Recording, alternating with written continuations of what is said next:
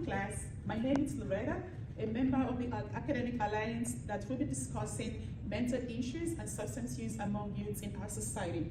Before I continue, I'd like for you to meet the other members of the team. Hi everybody, I'm Amanjot Singh. Hi, I'm Jacob. Hi everyone, my name is Ryan. Hi everyone, my name is Esther. Thank you all. It is an uncontestable fact that the rate at which young Canadians experience substance use and mental illness is very alarming, and the grave consequences cannot be overemphasized, both from individual and societal perspectives.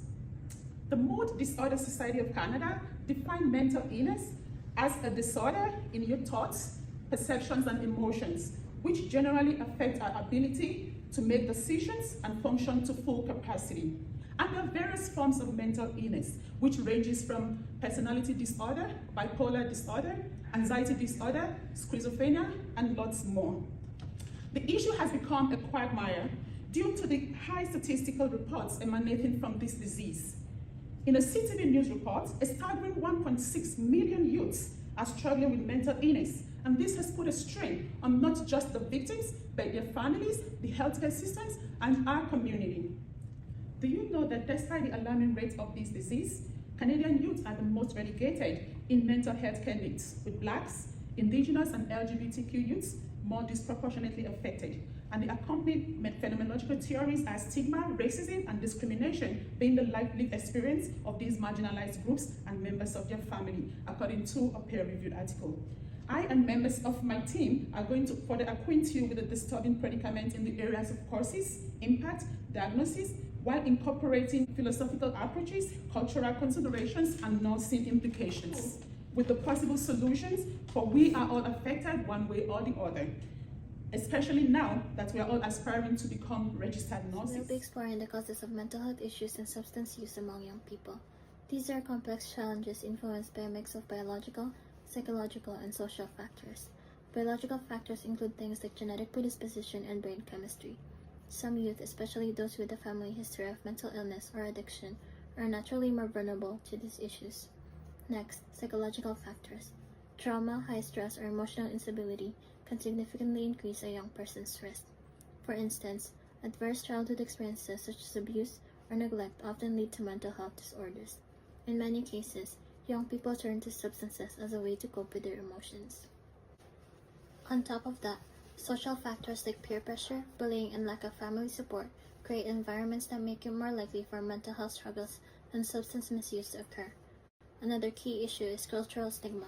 In some communities, mental health is often seen as a weakness or even a source of family shame. This stigma can prevent young people from seeking help, leading to untreated mental health problems. As a result, many may turn to substances to manage their feelings. Marginalized groups such as racial minorities and immigrant communities often face additional barriers. Discrimination, social exclusion, and language difficulties make it harder for them to access appropriate care. Without culturally sensitive support, these young people may feel misunderstood, increasing their risk of untreated mental health issues and substance use. In contrast, youth from more privileged backgrounds tend to have better access to resources and supportive environments. They often benefit from open discussions about mental health, which helps reduce stigma and promotes seeking treatment early. To bridge this gap, we need to develop programs that bring together community leaders, educators, and healthcare providers. These programs must offer personalized, culturally sensitive care to ensure that all young people, no matter their background, receive the support they need. So now we're going to be discussing the connection to social justice. A thorough evaluation of the systemic causes such as social-economic inequalities and stigma that contribute to the rising rate of mental illness and substance abuse among young people is necessary. We must emphasize the significance of government responsibility for tackling these issues by utilizing social justice theory. Social justice theory advocates for equal access to mental health and addiction treatment programs. It emphasizes the necessity for government policies that put fair resource access, fair decision-making process, and the elimination of barriers at the forefront for protecting young individuals. Acknowledging marginalization, tackling system-level problems, and ensuring equal access to resources are a few ideas that can put this into place. So first, addressing systemic issues. The philosophy of social justice emphasizes the significance of acknowledging and tackling the obstacles encountered by marginalized groups, such as young people from economically disadvantaged households, members of racial and ethnic groups, and LGBTQ+ persons. equal access to resources. The goal of social justice is to ensure that everyone have equal access to resources, such as treatment for drugs and mental health issues. The government must make sure that all young people have access to high-quality mental health care and addiction treatment, regardless of their financial status, race, or place of residence. And lastly, we're going to talk about the marginalization. Social justice theory emphasizes the need to challenge and change systemic issues that contribute to inequality, including inadequate healthcare access, stigma, and discrimination related to mental health and substance abuse. And I'll be discussing the impact of mental health illness and substance use on youth. Mental health illness can affect youth personally as well as socially. Beginning with personal impact, youth struggling from mental health illness often think of self-harm, including suicide. Depression, anxiety, and stress are mostly noticed in youth having mental health disorders. It is also found that students' academic performance gets affected, and there is an increase in violence, crime, and substance use. Mental health illness can also impact youth physically as they find a lack of activity, lack of motivation, and then there's a change in their fitness levels.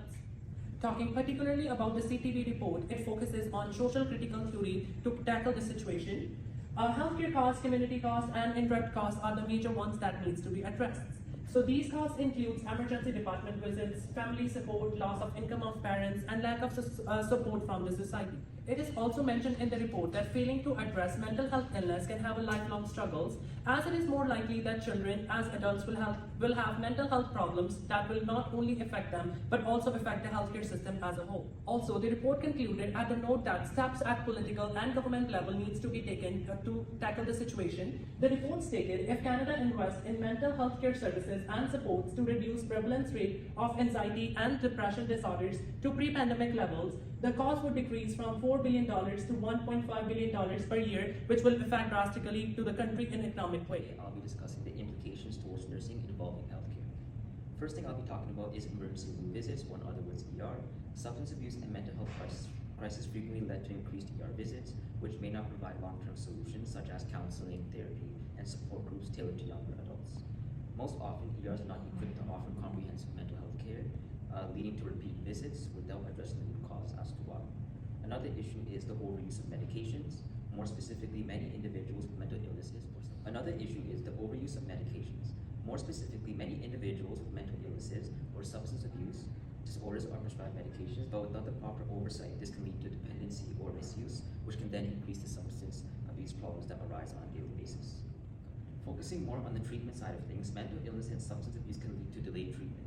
This can involve delays in seeking care, worsening outcomes, and leading to more severe health complications that require more intense interventions later on. Now just imagine young adults suffering from both mental illnesses plus substance abuse problems at the same time. This is known as co-occurring disorders, meaning more things are taking place, such as complicating treatment and necessitating integrated care approaches such as patient-centered care and potentially the therapeutic nurse-client relationship, while assessing the client's health status. This may account for increased healthcare expenses and require more specific training for healthcare providers. My name is Jainam, and I will talk about diagnosis and treatment for the mental health and drug abuse. It's not uncommon to young people have mental health issues nowadays, issues like anxiety disorder, bipolar disorder, ADHD. So in this anxiety disorder make lives overwhelming, and bipolar disorder makes your life you have extreme highs and deep lows.